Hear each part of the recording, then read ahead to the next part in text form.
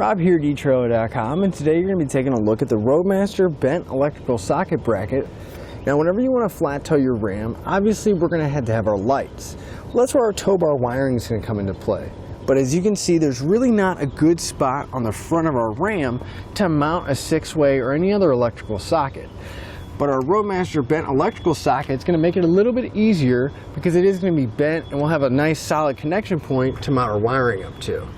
Now since we're not going to be able to take a really close look at the bracket since we have our plug and everything else mounted, I have another one right here. Now here we can see that it has that 90-degree bend in it.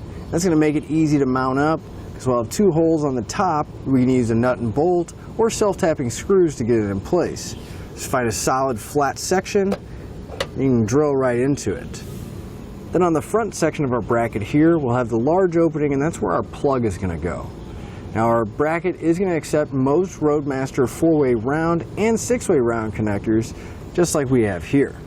Our brackets will be made out of a 1/8 inch thick steel and have a nice black powder coat finish on it.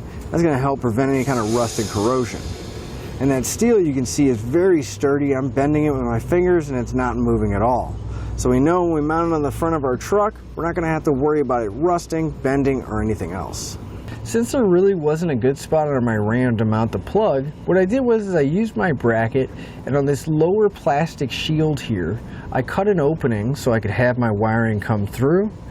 But if we look on the inside behind this panel, where the metal part meets the plastic part, there's actually a ledge right there.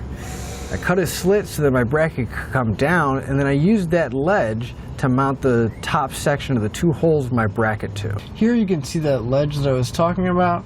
I actually just drilled 2 holes through the top, and I took a couple screws and nuts, had them go through that ledge and then through the bracket and secured everything down. But that'll finish up your look at the Roadmaster Bent Electrical Socket bracket